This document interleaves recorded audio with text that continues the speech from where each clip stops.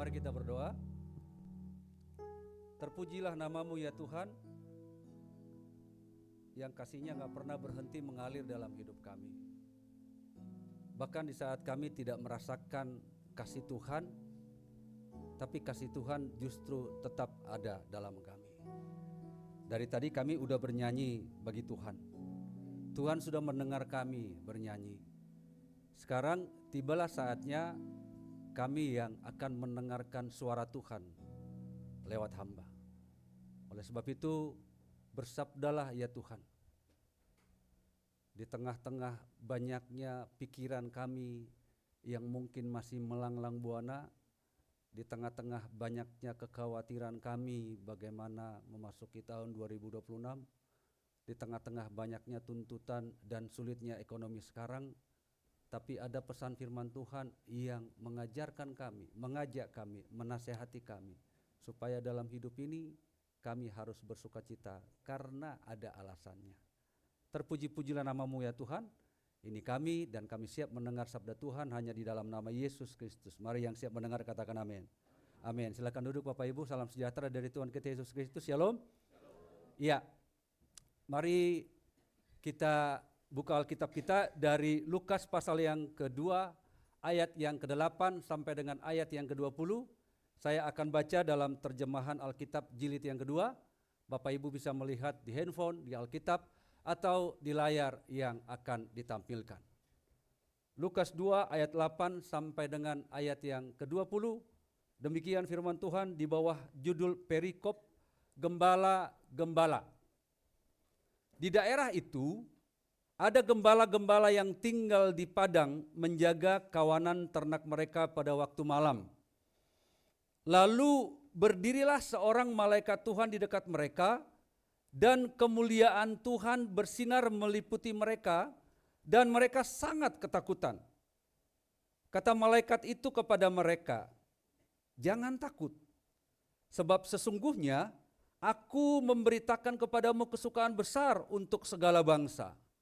Hari ini telah lahir bagimu juru selamat, yaitu Mesias, Tuhan di kota Daud. Inilah tandanya bagimu. Kamu akan menjumpai seorang bayi yang dibedung dan terbaring di dalam palungan." Tiba-tiba tampaklah bersama-sama dengan malaikat itu sejumlah besar bala tentara surga yang memuji Allah, katanya, "Kemuliaan bagi Allah di tempat yang maha tinggi, dan damai sejahtera di bumi di antara manusia yang berkenan kepadanya." Setelah malaikat-malaikat itu meninggalkan mereka dan kembali ke surga, gembala-gembala itu berkata seorang kepada yang lain, "Marilah sekarang kita pergi ke Bethlehem untuk melihat apa yang terjadi di sana, seperti yang diberitahukan Tuhan kepada kita."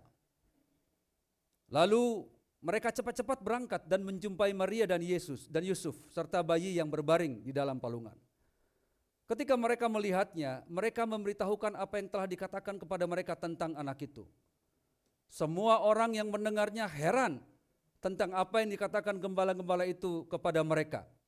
Namun Maria menyimpan semua hal itu di dalam hatinya dan merenungkannya. Ayat terakhir, ayat 20. Kemudian kembalilah gembala-gembala itu sambil memuji dan memuliakan Allah karena segala sesuatu yang telah mereka dengar dan mereka lihat, semuanya sesuai dengan apa yang telah dikatakan kepada mereka. Bapak Ibu, itulah firman Tuhan yang sudah kita baca dan yang akan kita renungkan pada hari ini. Yesus berkata, yang berbahagia adalah kita semua yang sudah membaca firman Tuhan dan yang akan merenungkannya. Iya, hari ini adalah minggu terakhir. Saya beberapa hari yang lalu hitung-hitung, memang setiap tahun terdiri dari 52 minggu ya. Nggak pernah lebih, nggak pernah kurang ya. Iya. Jadi totalnya tahun ini gereja kita beribadah 57 kali. Kenapa 57? Ada tambahan 5. Yang pertama Jumat Agung, yang kedua hari kenaikan, hari Kamis, yang ketiga tanggal 6 kemarin kita beribadah, yang keempat tanggal 24 malam kita beribadah, dan yang kelima tanggal 25 hari Natal kita beribadah. Jadi 57 hari total kita beribadah. Pertanyaan, bagaimana respon kita terhadap semua ibadah itu? Jangan sampai antusias kita dalam beribadah itu tergantung situasi. Artinya saat event-event tertentu jemaat antusias. Tanggal 24 malam kemarin karena kita cepat ibadah, jam 8 lewat sudah bubar, lalu kami pulang. Melewatin arteri Pondok Indah, lalu belok kiri Jalan Cendrawasih, di situ ada GPIB Karisma. Begitu belok kiri, itu parkiran 2 lapis di jalan penuh. Mungkin tidak hanya di gereja-gereja, mungkin di gereja-gereja lain seperti itu. Antusiasnya sangat penuh. Orang susah cari parkir. Memang nggak bisa dipungkiri Bapak Ibu. Nggak bisa dipungkiri, mudah bagi kita merayakan sukacita yang hadir lewat keluarga. Jujur, saya antara sukacita dan deg-degan hari ini. Saya bersukacita karena keluarga besar saya datang, deg-degan juga, ini gimana ini, saya di rumah dipanggil si Ucok. Si Ucok, berapapun tuaku dipanggil si Ucok. Antara sukacita dan deg-degan. Ini gimana ini, ini gimana ini, ini gimana ini. Tapi saya bisa pertanggungjawabkan pribadiku di tengah-tengah keluarga. Nggak bisa dipungkiri, sekali lagi, kita bisa merasakan sukacita lewat hadirnya keluarga, lewat musik, lewat dekorasi yang indah, bahkan lewat hadiah. Emosional kita gampang tergugah. Bahkan tidak jarang saat tanggal 24 malam sama tanggal 25 itu, nggak sedikit orang ke salon. Betul? Betul. Saya mau kita menonton sedikit film. Coba lihat. Film.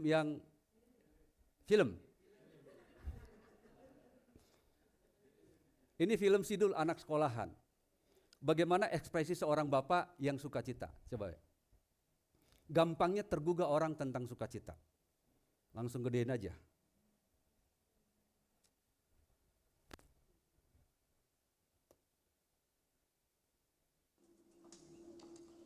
Ini ceritanya Dul habis skripsi sama teman-temannya, sama ceweknya Sarah. Ini bapaknya deg-degan nih ibunya tegang nih. Gimana ya anak saya lulus nih, tegang.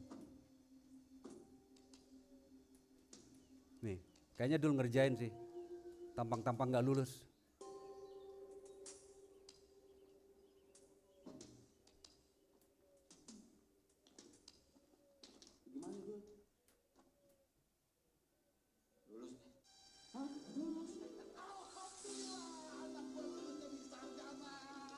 Kita lihat bagaimana reaksi Benyamin saat bersukacita.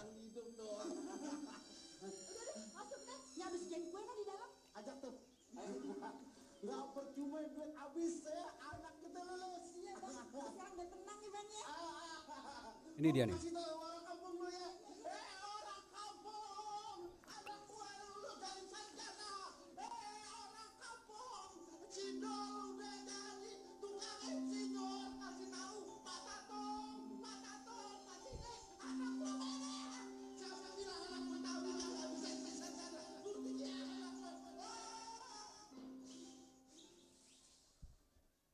Oke, film selesai, silakan bubar.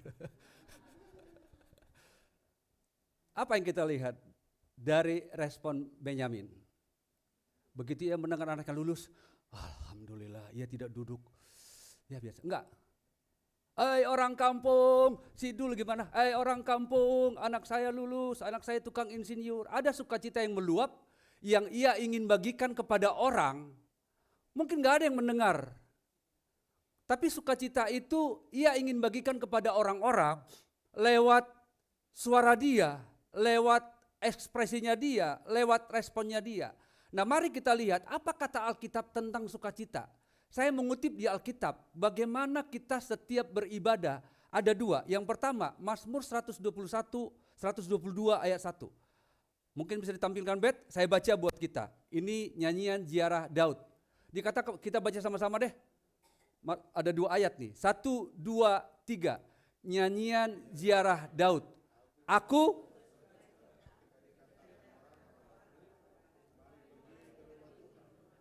sekali lagi, serempak, 1, 2, 3.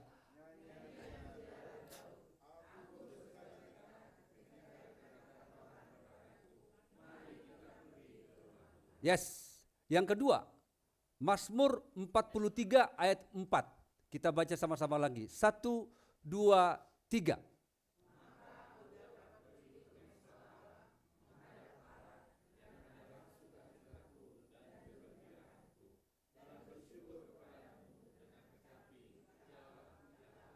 dari 2 ayat ini ada pertanyaan. Kita bersukacita saat ke gereja. Lalu kalau kita benar-benar bersukacita saat ke gereja, yang kedua, saat di gereja pun kita harus. Lalu yang ketiga, saat pulang dari gereja pun. Tapi 3 hal ini harus jelas. Pertanyaannya begini, apakah kita benar-benar bersukacita ketika kita diajak ke gereja? Terpaksa, ngedumel dulu, baru bagaimana? Ini harus jelas. Yang kedua, kalau dia terpaksa, apakah dia di dalam gereja bersukacita? Bisa ya, bisa tidak. Mungkin ketemu ceweknya, mungkin ketemu pemain idola, mungkin ketemu pengkhotbah idola. Tapi anggaplah kita bersukacita saat diajak ke gereja, benar-benar bersukacita. Pertanyaan kedua, apakah di gereja benar-benar bersukacita? Lalu pertanyaan yang ketiga, apakah kita benar-benar bersukacita saat pulang ke gereja atau sama saja saat saya datang ke gereja?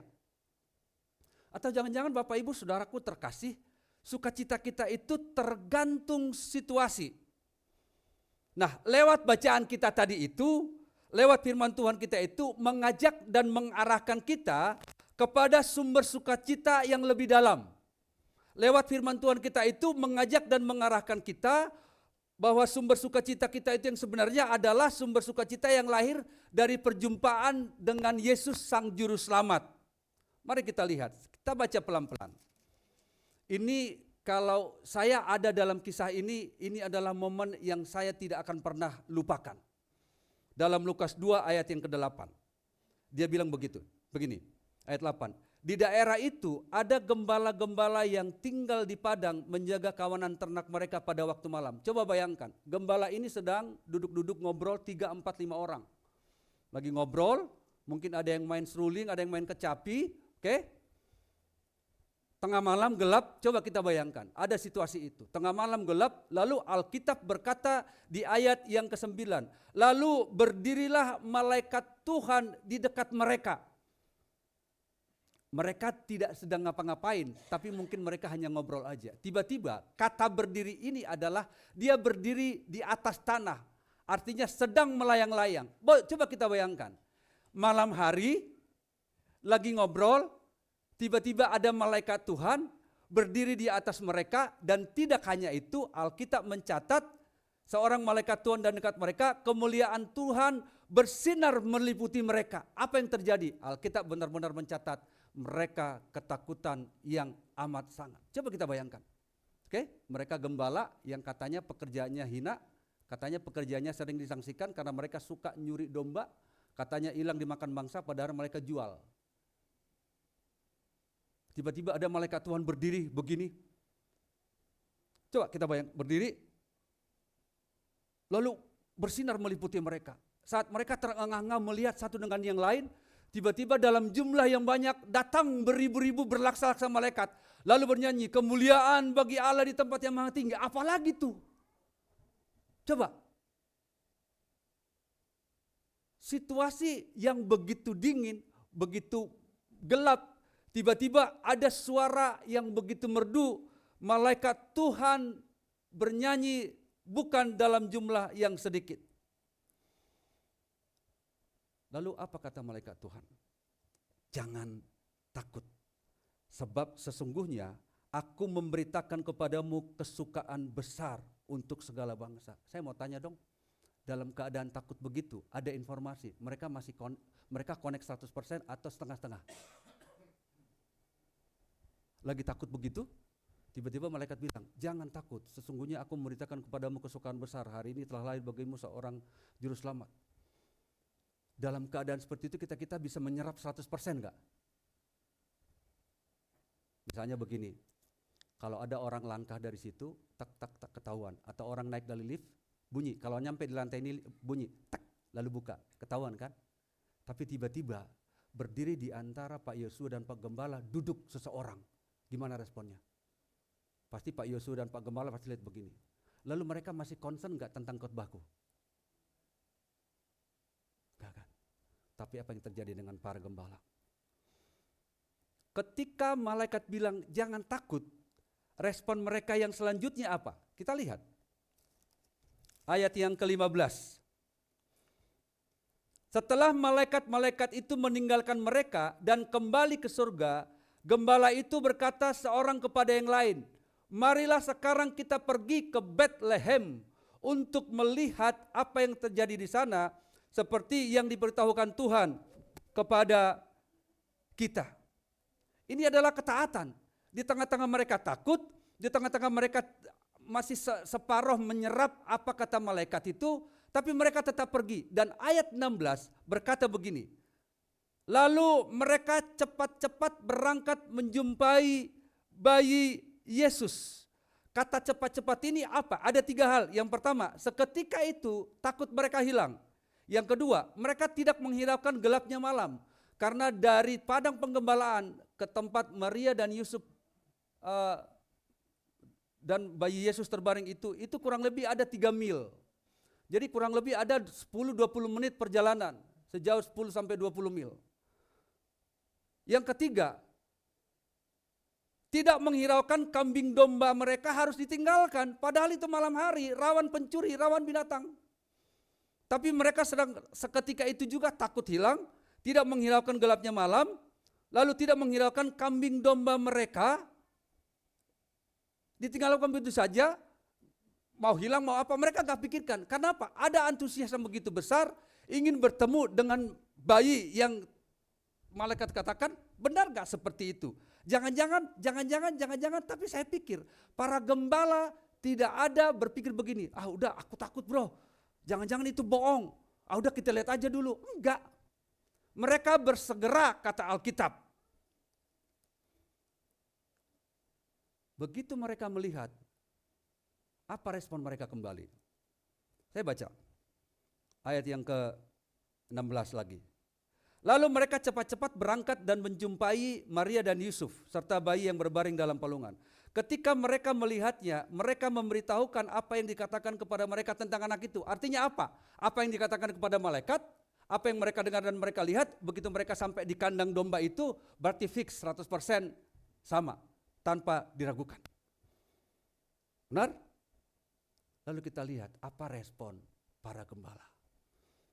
Kita sepakat, gembala pada saat itu adalah pekerjaan yang rendah. Mereka sering dipandang sebelah mata. Lalu apa yang terjadi? Coba buka ayat yang ke-18. Setelah ayat 17 kita baca ayat 18 sama-sama. 1, 2, 3. Dan semua orang. Siapa semua orang ini? Siapa semua orang ini? Jangan lupa, hari itu atau malam itu atau hari sebelumnya atau hari setelahnya adalah banyak orang datang ke Yerusalem, ke Bethlehem untuk sensus. Ingat? Ingat kan? Untuk sensus. Tapi itu malam hari Pak, bisa jadi. Tapi Alkitab berkata, dan semua orang yang mendengarnya heran tentang apa yang dikatakan para gembala itu. Jadi semua orang yang ada di dekat mereka, mungkin yang di dekat rumah itu, mendengar apa kata gembala. Dengan kata lain, sukacita yang mereka miliki itu bukan sukacita yang disimpan sendiri oleh mereka. Ada gerakan yang mereka lakukan. Gerakan pertama adalah mereka memberitahukan apa yang terjadi dan mereka dan apa yang mereka lihat, dan kepada siapapun yang mereka jumpai, mereka katakan begini, bro, tadi malaikat menjumpai kami. Bro, tadi malaikat nyanyi. Dan mereka menyuruh kami ke kandang domba. Lalu kami melihat, benar 100% fix. Masa sih seperti itu? Ya, masa sih seperti itu? Ya, bahwa hari ini telah lahir bagi Yesus di kandang domba. Orang heran. Lu siapa? Kamu gembala. Kamu bukan ahli Farisi. Kamu bukan ahli Taurat dan orang Farisi. Bisa ditangkap? Mereka bukan pemberita firman, tapi mengapa Tuhan mempercayakan kepada gembala saksi pertama lahir dari orang yang begitu sederhana? Mungkin kalau malam itu yang mendengarkan itu adalah ahli Taurat dan orang Farisi, pasti ahli Taurat yang begini. Benar gak sih bro? Bukannya kita udah punya raja? Betul? Bukannya kita udah punya raja Herodes? Bukannya kita udah punya Kaisar Agustus? Betul? Tapi respon mereka yang berikut adalah setelah mereka memberitahukan ayat 18 ini. Dan semua orang mendengarnya heran tentang apa yang dikatakan gembala itu. Lalu ayat 19 berkata tentang Maria. Namun Maria menyimpan semua hal itu di dalam hatinya dan merenungkannya. Kemudian, ingat, kemudian kembalilah gembala-gembala itu sambil memuji dan memuliakan Tuhan. Bapak Ibu Saudara terkasih, ketika malaikat itu dapat prioritas istimewa, mereka tetap jadi gembala. Mereka tidak naik pangkat. Mereka tidak naik promosi. Atau mereka dapat kabar, bro, kambingmu aku beli semua ya. Enggak. Ketika mereka dapat kabar itu, mereka tetap jadi gembala dan kembali kepada kehidupan mereka sehari-hari. Tema kita hari ini adalah sukacita menjadi daya dorong untuk kita bersaksi. Pertanyaannya adalah, bagaimana dengan kita? Di sini ada pelayan pendeta kita, Emi Tumanggor. Saya tidak tahu apakah sukacitanya dia masih tetap sama ketika seminggu yang lalu ia memakamkan ibunya. Boleh kita tanya? Boleh kita tanya? Silakan Tok, bagaimana perasaanmu? Apakah sukacitamu masih sama? Itu di sebelah kirinya adalah adiknya. Sorry, aku nggak pengen buat kalian menangis. Coba kita dengarkan. Apakah sukacita mereka itu unconditional? Coba kita dengarkan. Ya, puji Tuhan, sukacita itu sih datangnya dari Tuhan ya. Secara manusiawi, daging, pastinya kita sedih, menangis. Tetapi itu dia, karena sukacita itu adalah dari Tuhan sendiri yang kami miliki ya. Kebetulan juga kami keluarga besar memang dibilang 75% itu para hamba-hamba Tuhan lah, anak-anak Tuhan. Jadi tetap kita pakai sukacita itu, kita bersukacita. Di saat kita menghadapi kedukaan itu memang kita sedih, tapi ada juga kita bersyukur kepada Tuhan karena kita melihat orang tua kami dipanggil Tuhan dengan bahagia, ya tidak sakit-sakitan seperti orang lain, bahkan mungkin semua anak-anaknya menderita. Ibu kami tidak seperti itu, walaupun dia sakit, tapi dia tidak merepotkan anak-anaknya. Dan ibu kami pun mengerti, walaupun kami tidak sempat berjumpa. Bahkan waktu saya membeli tiket, saya masih sempat video call sama mama berbicara, Ma saya pulang, hari apa nyampe. Sempat masih komunikasi. Dan dia bilang terakhir 2 kali, saya sudah capek. Itu dia bilang. Waktu saya sebelum pulang kan, walaupun dia sakit, kita di sini sibuk, memang saya usahakan selalu telepon setiap hari. Waktu sakit, saya bilang Mama, kalau saya tidak bisa telepon Mama sekali, berarti kami lagi kunjungan lagi. Ya, dia mengerti karena kita pelayanan. Jadi memang berat ya kalau saya bilang sebagai kita berat sekali bersukacita saat kedukaan. Sangat berat. Tetapi karena sukacita dari Tuhan itu yang kita miliki, itu yang membuat kami mampu. Saya melihat adik-adik saya, ada beberapa juga, ini adik saya dari Kalimantan, mereka juga pelayanan. Kita nangis karena sukacita juga. Jadi kalau dibilang Bapak Pendeta Horas tadi dibilang bagaimana sukacita kalian? Ya, puji Tuhan, di balik duka cita kami itu kami tetap bersukacita. Ya, kalau kita jalankan memang dengan setengah-setengah pasti berat. Yes. Tapi karena kita melihat Yesus Kristus itu adalah sumber sukacita. Amin. Itulah yang kami pakai sehingga pada hari ini kami bisa memuji Tuhan. Bukan itu saja, tepat tanggal 25 kemarin saya disuruh melayani di tanggal 25 itu. Secara daging saya nggak bisa ya. Tapi puji Tuhan Roh Kudus yang memampukan. Adik saya dari Kalimantan tanggal 25-nya disuruh untuk bawa renungan, saya di tanggal 25. secara manusia saya juga nggak mampu gitu. Tapi puji Tuhan, Tuhan berikan kemampuan bagi kami. Amin. Kami bisa melayani di saat kami sedang berduka. Dan tema saya ambil dari tema Pak Gembala di hari 25 kemarin. Saya lihat di ini tanggal itu, saya ambil itu dan saya belajar sebentar. Saya menyampaikan sukacita, tetap saya sampaikan sukacita. Padahal sementara kami yang melayani itu sedang berduka.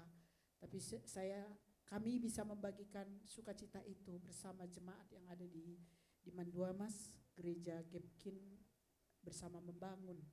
Jadi mereka pun melihat kami mereka menjadi bersukacita. Dia bilang begini, puji Tuhan ya kita melihat kalian sedang berduka, harusnya kami yang memberikan kalian penguatan, katanya justru kalian yang sedang berduka memberikan kami semangat. Itu kata hamba-hamba Tuhan yang di sana. Puji Tuhan, juga saya berterima kasih kepada jemaat Greenbirds dan GRI Berkat di tempat ini yang mendukung saya, mendoakan saya dan membantu saya. Saya berterima kasih buat semuanya. Tuhan Yesus memberkati. Oke, terima kasih Tok. Mereka baru nyampe semalam rombongan. Jadi sebenarnya banyak, masih ada beberapa keluarga yang mungkin capek. Saya nggak tahu, mungkin Kak Agnes, gimana hasil kemarin? Boleh dong ngomong Kak? Please ngomong dong Kak. Jemaat ingin dengarkan. Kasih mic aja Bang, kasih mic aja. Iya, sekali mau bersaksi. Jadi Kak Agnes adalah salah satu orang yang tiap hari Minggu kita doain karena sampai hari ini beliau belum punya pekerjaan. Tiba-tiba ada kabar baik, katanya di dalam perutnya ada apalah. Sekarang kita dengarkan. Iya, kemarin saya udah ngelakuin CT scan. Yang kencang Kak. Kurang kedengaran. Justru kita mau dengerin. Jadi udah ngelakuin CT scan kemarin, cuman hasilnya nanti masih estimasinya 7 hari. Oke. Jadi belum dapat hasil yang fix apa yang ada di dalam perut itu. Cuman kemarin kalau dari USG dinyatakan ada tumor. Tapi saya percaya Tuhan pasti sembuhin kok. Amin, amin. Udah itu aja sih. Takut nangis ya. Kita doakan ya, kita doakan keluarga Tumanggor. Karena sesungguhnya ibunya itu tanggal 27 kemarin harusnya ke Jakarta ini. Ya. Tapi Tuhan berkata beda ya. Lalu kita doakan Kak Agnes. Pertanyaan begini, bagaimana dengan yang lain? Tapi saya terinspirasi dengan 2 khotbah. Ada lagi ya? Ada lagi? Ago? Silakan saksi Go. Ini adalah keluarga baru. Iya.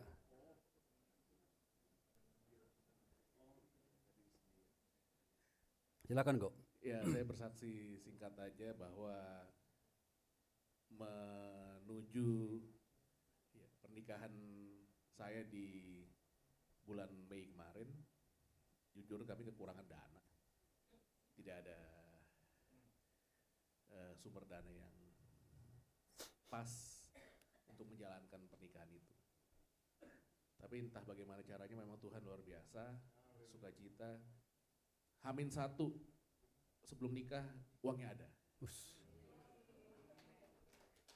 H-1 Jumat pagi jam 10 pagi uangnya masuk. Sabtu pagi kami menikah. Cair ya? Ya, jadi itu kesaksian bagi saya luar biasa. Maksudnya penantian itu cukup lama, dari November, Desember sampai Februari, hampir-hampir tapi dikasih PHP istilahnya. Tapi memang itu jadi kunci bahwa kita tidak bisa berharap pada manusia. Yes. Hanya Tuhan yang memberikan kita pengharapan. Gitu. Dan itu aja kesaksian dari saya di 2025 ini. Luar biasa Tuhan Yesus, apapun kesulitan yang kita hadapi, pergumulan, selalulah berserah pada Tuhan. Dia akan mendampingi kita selalu. Amin. Amin. Pak Gembala izin dong, saya mau kasih kakak saya bersaksi yang paling tua. Kakak saya ini bisa dibilang die hard. Tahun ini ya, udah hampir.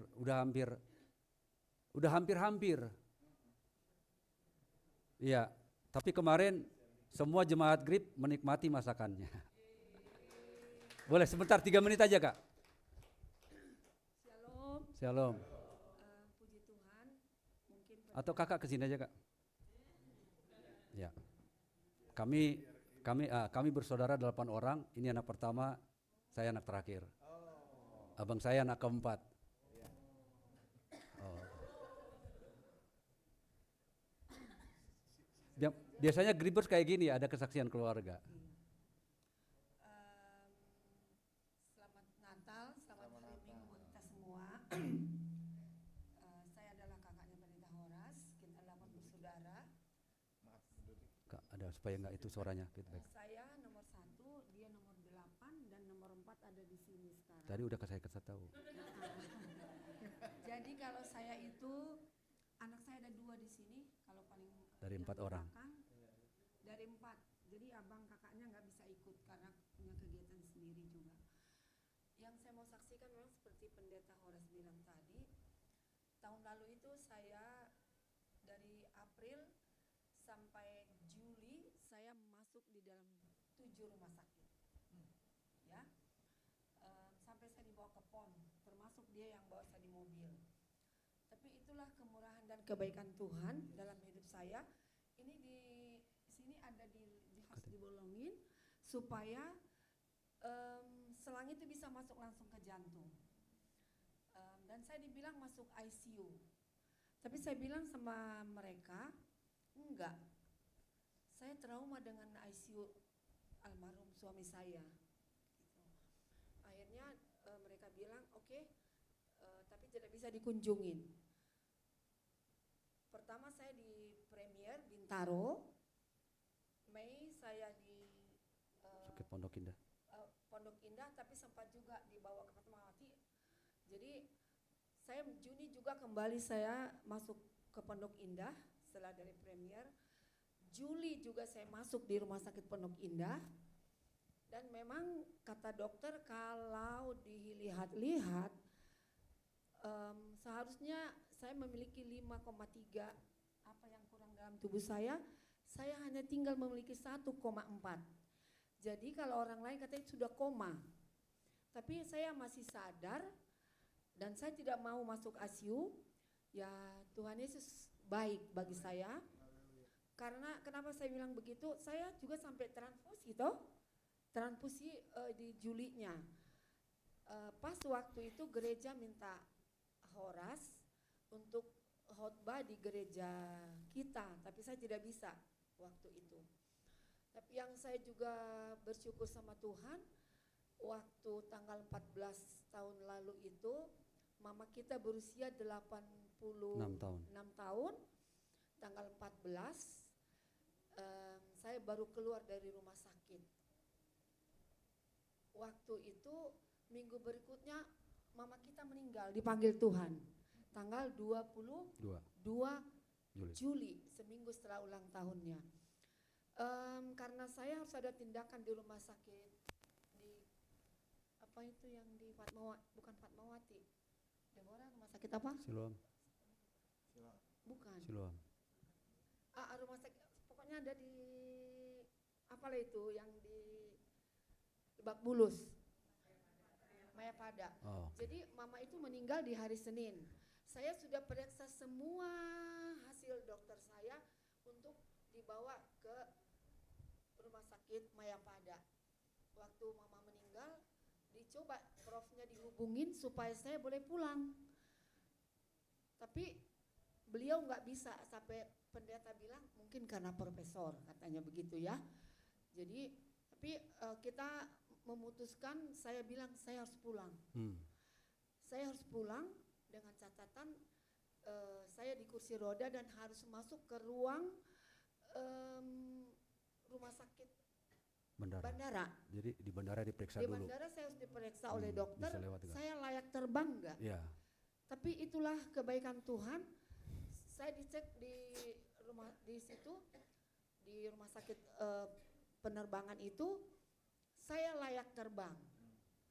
Tetapi andaikan terjadi apa-apa, Citylink tidak bertanggung jawab untuk saya. Tapi saya bilang tidak, saya punya Tuhan yang baik.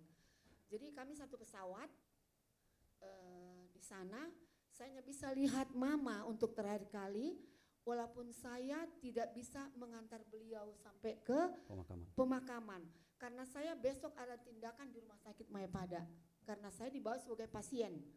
Saya pulang bersama keponakan saya, pulang kembali ke Jakarta. Saya dijemput menantu. Saya pesawat terakhir, Garuda pesawat terakhir dari bandara Kuala Namu, 10:30 malam, 10:30. Saya sampai di bandara Soekarno-Hatta, harus langsung memakan obat. Karena tindakanku itu jam 10 di Mayapada. Tapi puji Tuhan, itulah kebaikan Tuhan itu. Setelah saya diperiksa dari saya sehat kembali. Saya walaupun saya tidak bisa aktivitas, saya bisa lewatin tahun 2024. Saya memasuki 2025. Tetapi di Oktober kemarin saya juga harus melakukan satu tindakan operasi dalam tubuh saya, sampai keluarga dari mertua saya bilang, orang Batak ya, kenapanya kau? Tahun lalu sudah mau lewat, sekarang kau katanya operasi. Aduh, udah deg-degan aku, kata mertua aku itu. Ya begitulah Inang, aku harus lewati. Tapi puji Tuhan, itu tindakan 21 Oktober. 4 November aku berusia kemarin 68 tahun. Puji Tuhan, aku masih dikasih kesempatan untuk memasuki usiaku, dan sangat banyak yang saya harus ucapkan syukur sama Tuhan. Karena waktu tahun lalu saya bilang begini sama pendeta, Dek, panggillah pendetaku. Karena aku udah gak kuat gitu, transfusi apa segala. Terus dia bilang, di mana kakakku yang kuat? Minta ampun sama Tuhan, jangan duluan di Tuhan. Dia pasrah supaya lah. Aku udah pasrah, maksudku jangan tarik-tarikan. Saya mau hidup tapi Tuhan sudah ingin ambil saya, jadi nggak bagus gitu. Tapi itulah kebaikan Tuhan. Kemarin saya juga operasi hidup, masih sampai sekarang. Tuhan baik, dan aku boleh bilang anakku yang kecil itu berusia 2 tahun ditinggal bapaknya tahun 2004. Jadi kita sudah nggak punya papa, dia 21 tahun yang lalu, tapi Tuhan pelihara gemuk sampai sekarang. Udah selesai. Itulah yang aku bisa saksikan di sini, karena aku baru pertama dari sini. Biasanya aku di gedung lain pernah datang. Makasih Pak Pendeta. Ya, tidak kebetulan kita jadi manjang nih. Tidak kebetulan 3 orang yang bersaksi itu mewakili permasalahan hidup manusia. 1 masalah kesehatan, yang kedua masalah keuangan, yang ketiga ditinggalkan orang tua. Pertanyaan adalah, masih gak ada sukacita? Atau jangan-jangan kita saat ini sedang suam-suam kuku? Tanggal 24 kemarin, tema khotbah kita adalah penantian yang terpenuhi. Apa penantian manusia? Permasalahan terbesar manusia bukan sakit kanker, bukan tidak punya rumah sampai umur 60-70 tahun, tidak dikejar-kejar orang atau debt collector, tidak. Tapi permasalahan manusia yang paling besar adalah dosa. Itu makanya Mazmur 103 katakan, pujilah Tuhan hai jiwaku, pujilah namanya yang kudus, hai segenap batinku. Pujilah Tuhan hai jiwaku, dan janganlah lupakan segala kebaikannya. Ayat 3, dia yang mengampuni dosamu. Dari 5 kriteria sampai dengan ayat 5. Bukan dia yang memenuhi hasratmu, tidak. Bukan dia yang menebus engkau dari lubang kubur, tidak. Tapi yang pertama, dia yang menebus hidupmu dari dosa. Artinya apa? Dosa adalah bahaya laten. Tapi pertanyaannya adalah, apakah kita sekarang tetap bersukacita? Lalu khotbah tanggal 25 kemarin bagi kita adalah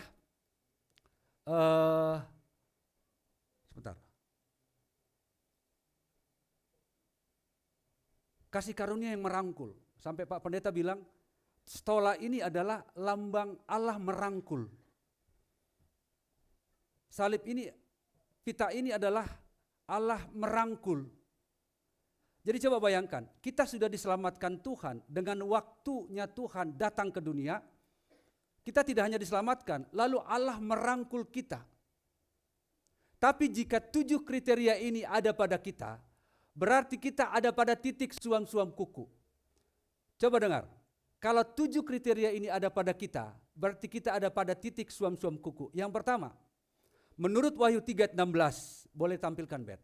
Dia bilang begini, jadi karena engkau suam-suam kuku dan tidak dingin atau panas, aku akan memuntahkan engkau dari mulutku. Ini ciri-ciri orang yang suam kuku Bapak Ibu. Yang pertama, tidak punya rasa lapar dan haus akan firman Tuhan. Masih pengen gak baca Alkitab di rumah? Kalau udah enggak, pertanyaan.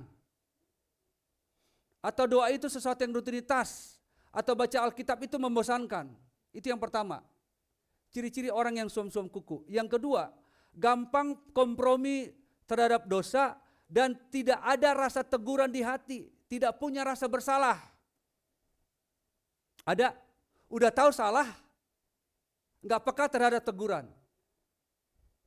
Kalau ini ada, kita masuk dalam kriteria suam-suam kuku, jauh dari sukacita. Yang ketiga, hidup makin mirip dengan dunia. Apa ciri-cirinya? Nilai hidupnya sama, bahasa gaulnya sama, gaya hidupnya sama. Yang keempat, sebelum sampai keempat, Yakobus 4 ayat 4 berkata begini, hai kamu orang-orang yang tidak setia, tidakkah kamu tahu bahwa persahabatan dengan dunia adalah permusuhan dengan Allah? Jadi barang siapa hendak menjadi sahabat dunia, ia menjadikan dirinya musuh Allah. Itu ciri-ciri orang yang suam-suam kuku. Yang keempat, jika ini ada pada kita, aktivitas hidup tanpa doa. Doa itu kalau lagi emergensi, kalau lagi kepepet, baru doa. Kalau ini terjadi pada kita, kita ada pada titik suam-suam kuku. Yang kelima, tidak ada buah dalam hidup. Boro-boro menghasilkan buah jiwa seperti tema kita hari ini. Buah roh pun tidak ada. Yang keenam, hilang cinta yang mula-mula. Gairah cinta sama Tuhan digantikan dengan rutinitas. Dulu orang pertama sampai di gereja. Sekarang gak pernah masuk gereja. Cinta mula-mula hilang. Yang ketujuh, tidak berani berkomitmen untuk kita bayar harga untuk ikut Yesus. Kalau diberkati ya happy. Tapi kalau sedang diproses oleh Tuhan ngambek. Padahal sarana arena favoritnya Tuhan adalah proses. Bapak Ibu, jika 7 kriteria ini ada pada kita, lalu kita ingin mengatakan welcome 2026.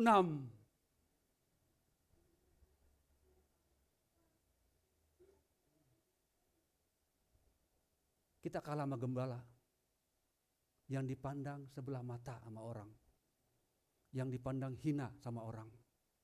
Kita kalah sama gembala, mereka sering dicurigai. Bapak Ibu sudah terkasih, sebentar lagi kita akan meninggalkan 2025 dan masuk dalam 2026. Cari Tuhan bukan dengan perasaan, bukan dengan bad mood. Kalau lagi banyak masalah, apa statusnya kalau lagi banyak masalah? Apa? Macam-macam lah status orang kalau lagi banyak masalah.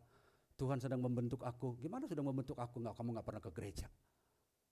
Kemana membentuk aku? Sakit penyakitmu itu karena perbuatanmu sendiri. Nah hari ini kita diingatkan oleh para gembala. Ketika mereka berjumpa dengan Yesus, mereka tidak tiba-tiba jadi pendeta. Mereka tidak tiba-tiba jadi ahli Taurat. Mereka tidak tiba-tiba jadi orang Farisi. Mereka tetap jadi gembala. Oleh sebab itu Bapak Ibu Saudara terkasih, Tuhan tidak hanya mengundang kita untuk menerima sukacita, tapi Tuhan juga menerima kita untuk menjadi pembawa sukacita di rumah dengan penuh sikap dan pengampunan. Kemarin dalam ibadah disabilitas ada pesan dari Pak Gembala begini. Sama orang kita masuk rumah shalom gitu kan? Ke rumah masuk shalom enggak? Shalom kan?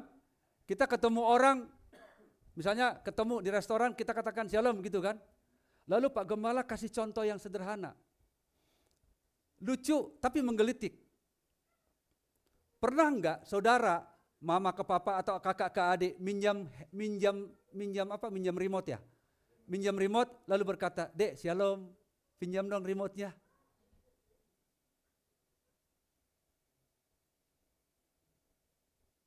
Jujur aja, Jangan-jangan kita lebih ramah di luar daripada lebih ramah di rumah. Orang kita senyumin, pasangan enggak.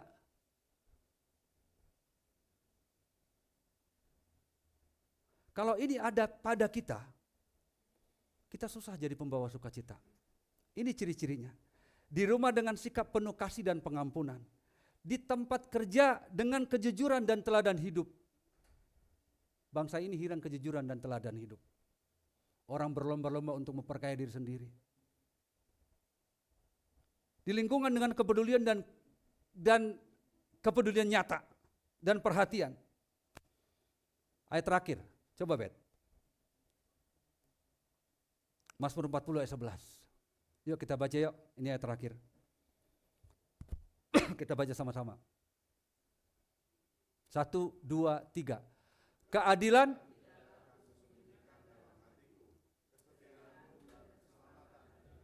ayat 12. Ya, kubicarakan, kasih setiamu dan kebenaranmu tidak kudiamkan. Saya baca ya, saya baca karena tadi putus. Dia bilang begini, keadilanmu tidak kusembunyikan dalam hatiku, kesetiaanmu dan keselamatan daripadamu kubicarakan. Kasihmu dan kebenaranmu tidak kudiamkan kepada jemaah yang besar. Pertanyaannya, kalau kita ada dalam 3 kriteria tadi itu, ditinggalkan orang tua, tidak punya uang, sakit penyakit bahkan hampir meninggal, masihkah kita tidak menyembunyikan kasih setia Tuhan? Masihkah kita membicarakan kebaikan Tuhan dan tidak mendiamkan kepada jemaah yang menjumlah besar? Atau jangan-jangan kita mengasihani diri sendiri dan berkata, Tuhan, aku juga pengen dikunjungin. Tuhan, aku juga pengen didoakan. Gembala tidak pernah mengasihani diri sendiri. Ia pulang, tetap jadi seorang gembala. Tetap hina, tetap dipandang sebelah mata. Tapi ia dapat hak istimewa dan jadi pemberita pertama kelahiran Kristus. Jika Kristus sudah lahir di hati kita, sebenarnya sukacita itu unconditional. Kalau sukacita kita itu unconditional, maka 3 kriteria tadi itu. Yang pertama, di rumah kita bersikap dengan lembut, kita menjadi saksi. Di kantor kita bisa bersikap jujur, kita menjadi saksi. Di pergaulan kita bisa bersikap jujur, itu menjadi saksi. Bapak Ibu tidak harus seperti kami, pakai toga lalu memberitakan firman. Dengan Anda hidup sebagaimana Anda hidup, sebagaimana yang Tuhan inginkan, Anda sedang bersaksi kepada Tuhan. Bapak Ibu, selamat bersukacita, selamat bersaksi, dan selamat meninggalkan tahun 2025 ini, tentu dengan sukacita. Apapun yang terjadi, coba dari saya punya pikiran, tahun depan lebih ngeri, tahun depan lebih ngeri, tahun depan lebih ngeri. Betul? 10 tahun lalu, tahun depan lebih ngeri. 9 tahun yang lalu, tahun depan, 8 tahun yang lalu, 3 tahun yang lalu, 2 tahun yang lalu, tahun kemarin, tahun ini lebih ngeri. Saya kemarin naik gokar ke gereja, kebetulan dia 3 manajer Bank BRI. Di Depok, Kemanggisan saya nggak tahu. Dia manajer 3 bank BRI. Saya tanya, Bang, gimana tahun depan? Parah. Karena dia ekonom, saya tanya. Parah. Saya tanya 8 tahun yang lalu, gimana tahun ini? Parah. Gimana tahun 2026? Parah. Tapi kalau kita hadapi dengan suam-suam kuku, benar-benar parah. Maka hadapilah dengan sukacita, apapun yang terjadi. Karena Yesus sudah lahir di hatimu. Jangan sampai itu padam. Lahirkan kembali sukacita, agar lewat kita, orang mengalami perjumpaan dengan Yesus. Sekali lagi, selamat bersukacita dan selamat bersaksi di tahun 2026. Dimanapun Anda berada.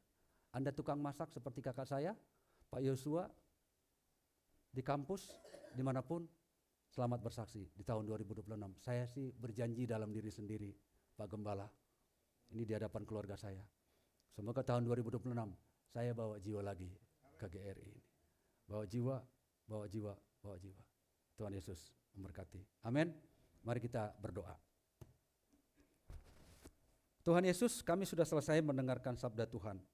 Hari ini kami mungkin tertegur karena gembala yang sederhana sering dipandang sebelah mata, tidak mendapat tempat yang baik di masyarakat, tapi justru Engkau datang ya Tuhan. Justru mereka mendapat kabar akbar, didatangi oleh berlaksa-laksa gembala, malaikat. Mereka tidak tinggal diam. Mereka membuktikan, benar gak kata malaikat? Lalu mereka membuktikan. Setelah mereka membuktikan kabar baik tersebut, mereka bersuka cita. Sukacita mereka tidak berhenti di situ saja. Ada daya gerak akibat sukacita itu. Mereka tidak mau menyimpan sukacita itu seorang diri. Mereka tidak mau menyimpan kebahagiaan itu dalam diri mereka. Lalu mereka membagi sukacita itu. Bahwa mereka baru berjumpa Yesus. Sehingga orang yang mendengarnya terheran-heran. Tidak sampai di situ. Mereka pulang ke tempat pekerjaan mereka dengan bersukacita sambil memuliakan Tuhan. Bapa, biarlah kami dapat belajar dari para gembala yang sederhana. Mereka tetap bersukacita dengan apa yang ada pada mereka. Mereka tidak bersukacita karena kambing domba mereka aman, tapi mereka bersukacita saat mereka berjumpa dengan Yesus. Kami di tempat ini sudah berjumpa dengan Yesus. Bahkan sudah merasakan kebaikan Yesus berkali-kali. Meskipun di antara kami ada orang yang sedang bersedih karena tidak punya uang, karena belum bisa jalan-jalan selama liburan, bersedih karena sakit penyakit, bahkan bersedih karena ditinggal oleh orang yang dikasih. Tapi Engkau sudah ada di dalam diri kami ya Tuhan, yang adalah sumber sukacita dan kekuatan. Pun hati kami sedikit bersedih karena keadaan yang sebenarnya. Tapi ketika ada Tuhan yang tidak hanya membuat kami bersukacita, ada Tuhan yang membalut luka kesedihan kami. Ada Tuhan yang membalut sakit penyakit kami. Ada Tuhan yang membalut ketiadaan uang kami. Maka aku berdoa buat jemaat kami yang ada di tempat ini Tuhan. Apapun yang mereka hadapi, Yesus yang ada dalam diri mereka, itulah sumber sukacita. Yang tidak akan bisa dirampas oleh apapun. Yang tidak bisa dirampas oleh keadaan sepahit, sesedih, seduka apapun.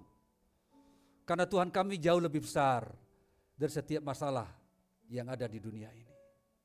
Itulah yang dimiliki oleh keluarga Tumanggor. Itulah yang dimiliki oleh Kak Anyes. Itulah yang dimiliki oleh Bang Ago. Itulah yang dimiliki oleh Nyonya Simajuntak Borsiahaan. Dan itulah yang kami miliki. Karena Tuhan ada di dalam kami. Meteraikanlah firman-Mu ini ya Tuhan. Ini doa dan syukur kami atas firman-Mu yang kami naikkan di dalam nama Yesus. Mari sama-sama katakan amin. Amin. Tuhan berkati kita.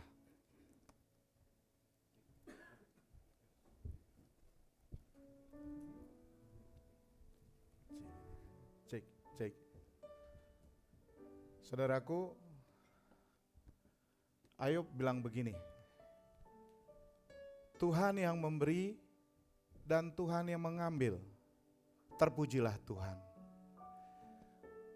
Saya rasa tadi saudara-saudara kita yang 4 sudah bersaksi apa yang terjadi dalam hidup mereka di tahun 2026.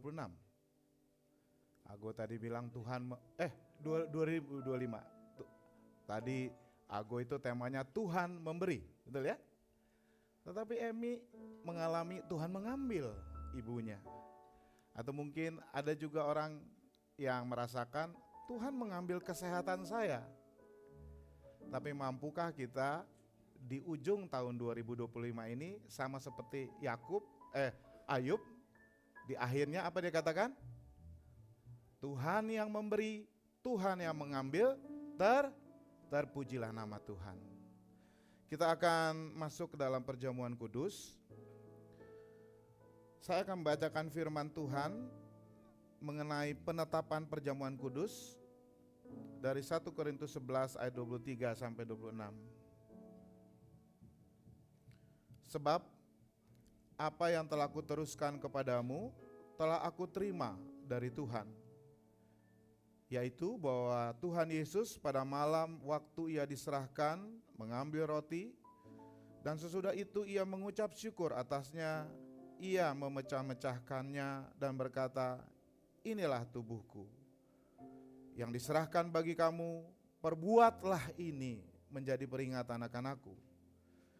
Demikian juga ia mengambil cawan sesudah makan, lalu berkata, cawan ini adalah perjanjian baru yang dimeteraikan oleh darahku. Perbuatlah ini setiap kali kamu meminumnya menjadi peringatan akan aku. Sebab setiap kali kamu makan dan minum roti ini, makan roti ini dan minum cawan ini, kamu memberitakan kematian Tuhan sampai ia datang. Saudaraku, sebelum kita datang ke perjamuan Tuhan hari Minggu pagi ini, yang merupakan minggu terakhir di tahun 2025 ini, mari kita siapkan waktu kita sejenak untuk berdoa secara pribadi bagi diri kita sendiri. Berdoalah agar kita dapat mendatangi meja perjamuan Tuhan dengan menguji diri kita. Apakah kita datang dengan pengertian yang benar? Apakah kita datang dengan kerinduan? Apakah kita datang dengan pertobatan dan dengan kasih? Saya beri kesempatan beberapa saat saudara untuk berdoa secara pribadi.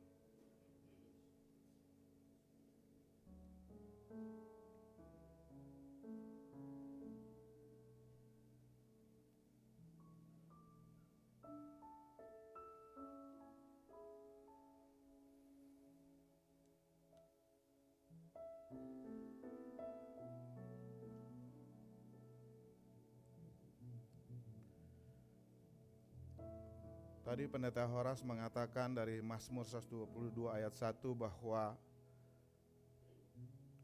Daud bersukacita ketika dia mengetahui bahwa dia mau pergi ke rumah Tuhan. Begitu juga di Mazmur 43 ayat 4 tadi, bahwa dia bersyukur kalau dia datang ke mezbah Allah. Bapak Ibu Saudara sekarang datang ke tempat ini juga untuk maju dalam perjamuan Tuhan. Tuhan mengundang saudara. Satu hal yang ku rindu, berdiam di dalam rumah-Mu. Satu hal yang ku pinta, menikmati bait-Mu Tuhan. Lebih baik satu hari di pelataran-Mu daripada satu hari di tempat lain. Memuji-Mu, menyembah-Mu, memuji-Mu, menyembah-Mu. Kau Allah yang hidup dan menikmati semua kemurahan-Mu. Demikianlah kita akan makan roti dan minum dari cawan untuk memberikan puji-pujian dan mengucap syukur kepada Dia yang telah menyerahkan tubuhnya bagi kita.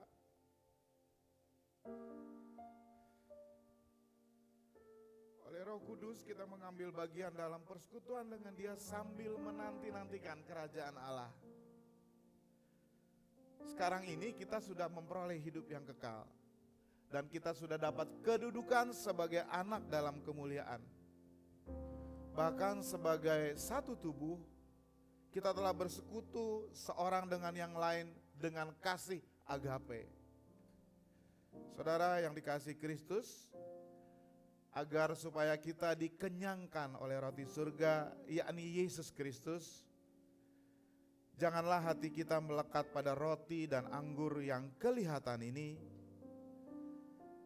melainkan hendaklah kita mengarahkan hati kita kepada Yesus Kristus di surga, pengantara kita kepada Bapa. Marilah datang ke meja perjamuan Tuhan. Tuhan sudah menyediakan. Saya bersama dengan Pendeta Horas dan Pendeta Yosua akan mempersiapkan perjamuan. Jemaat boleh bernyanyi dengan lembut, satu hal yang kurindu. Satu hal yang kurindu, berdiam di dalam rumah-Mu. Satu hal yang ku pinta, menikmati baik-Mu Tuhan. Lebih baik satu hari di pelataran-Mu Bapak Ibu, daripada 1000 hari di tempat lain. Oh, aku memuji-Mu, aku menyembah-Mu. Kau Allah yang hidup dan menikmati semua kemurahan-Mu. Bapak Ibu Saudara, saudara diundang untuk maju ke depan, ya, mengambil roti dan anggur dan kembali ke tempat, dan kita akan makan bersama-sama. Saya persilakan mulai dari Ibu Santri ke depan, yang dari sini juga boleh. Dari sini dulu, baru habis itu di sisi kanan. Baik. Silakan. Lebih baik satu hari di pelataran-Mu daripada 1000 hari di tempat lain.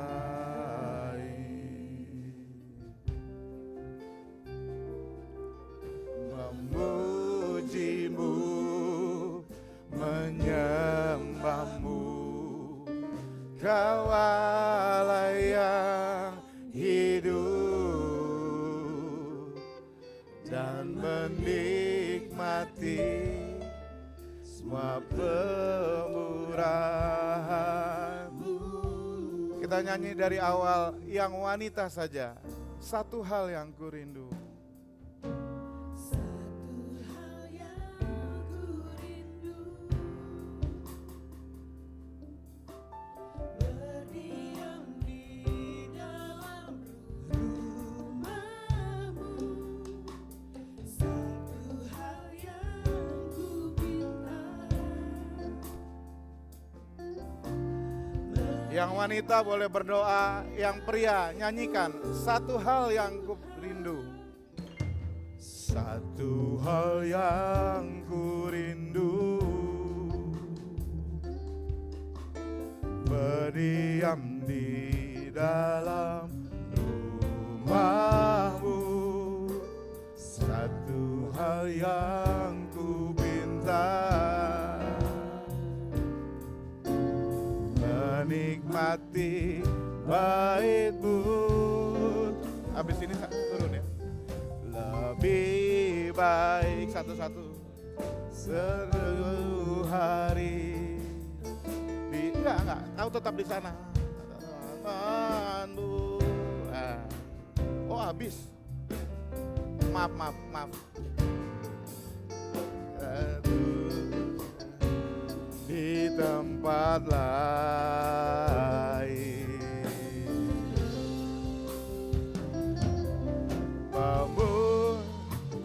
satu-satu turun ya. Gantian. Kau Allah yang hidup dan menikmati semua kemuliaan satu-satu nanmu. Oh, lebih baik satu hari di pelataranmu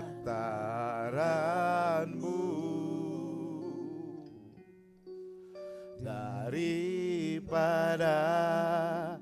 1000 hari di tempat lain.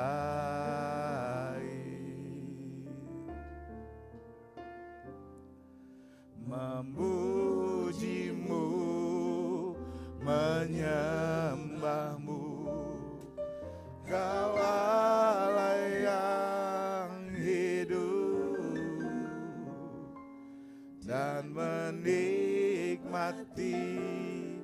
semua kemurahan-Mu.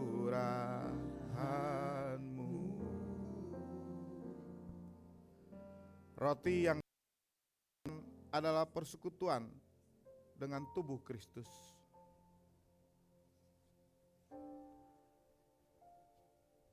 Ambillah.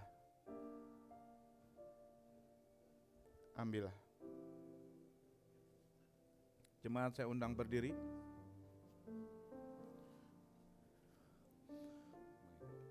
Sebelum kita boleh angkat roti yang adalah tubuh Kristus oleh firman Allah. Sebelum kita memakan roti, Pendeta Yosua Jab akan berdoa.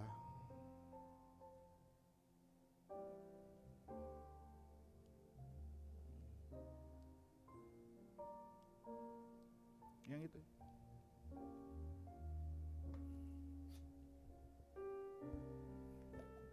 Mari kita berdoa. Bapa di surga, kami bersyukur atas jamuan kudus yang Tuhan perkenankan kami untuk mengikutinya pagi hari ini. Di tangan kami ada roti yang kami imani adalah tubuh-Mu yang telah tercabik-cabik, yang terpecah untuk menjadi korban bagi keselamatan kami. Amin. Kami bersyukur ya Tuhan karena kasih-Mu yang tak terbatas, sehingga kami yang tidak layak boleh Engkau layakkan untuk menjadi anak-Mu. Ketika kami memakan tubuh-Mu ini, biarlah kiranya kami menyadari bahwa kami sudah bersatu dengan Engkau dan Engkau ada di dalam kami, sehingga kami boleh menjadi saksi-saksi-Mu dimanapun kami Engkau tempatkan. Terima kasih Bapa, sungguh kami bersyukur untuk perjamuan kudus-Mu pagi hari ini. Di dalam nama Tuhan Yesus. Haleluya. Amin. Saudaraku, makanlah.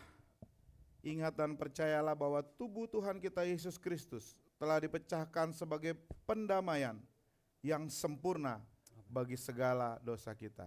Makanlah.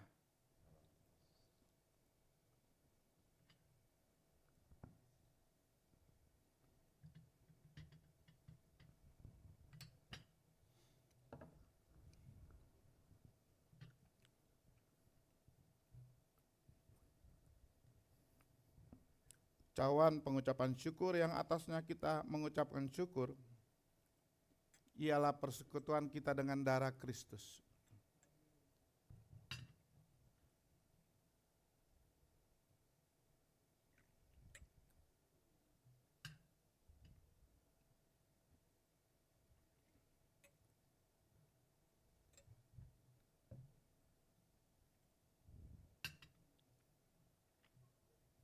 Ambillah. Ambillah. Mari kita angkat cawan kita ke atas, tanda kita meninggikan darah Kristus. Dan sebelum kita meminumnya, Pendeta Horas akan berdoa. Kita berdoa Bapak Ibu. Bapa, kami bersyukur atas kasih-Mu yang tak terhingga, sehingga Engkau menyerahkan putra-Mu yang tunggal untuk kami selamat, sampai Ia terus berkarya bahkan sampai mati di kayu salib. Di tangan kami ada darah-Mu ya Tuhan. darah yang tercurah, darah yang mahal. Dan dengan darah inilah kami ditebus. Ditebus bukan dengan barang yang fana, tapi dengan darah Yesus. Dan ketika darahmu mengalir dalam tubuh kami pun dipulihkan. Bahkan ketika darah ini mengalir dalam tubuh kami, tidak hanya tubuh roh kami yang disembuhkan, tubuh fisik kami pun boleh disembuhkan. Terima kasih Bapa atas karyamu yang tak terhingga di dalam nama Yesus Kristus. Amin. Saudaraku, minumlah, ingat dan percayalah bahwa darah Kristus telah tercurah sebagai pendamaian atas segala dosa-dosa kita. Di luar darah Kristus tidak ada pengampunan dosa. Minumlah dengan penuh ucapan syukur, minumlah di dalam nama Tuhan Yesus Kristus.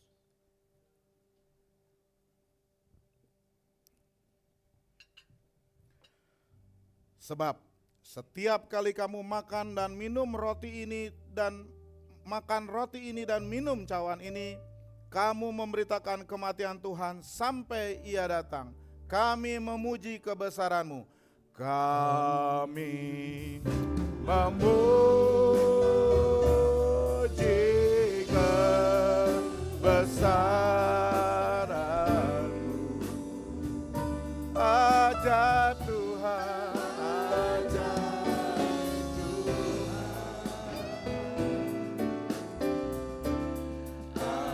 ajaib Tuhan. Kami memuji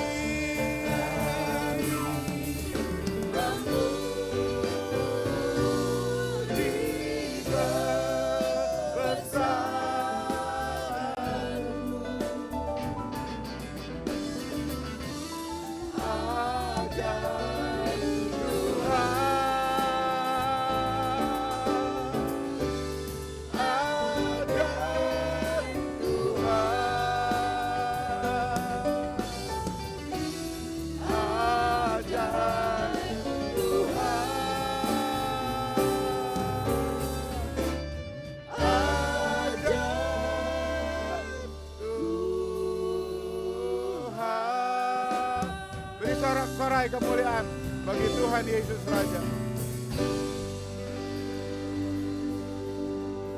Dengan tetap berdiri, mari bersama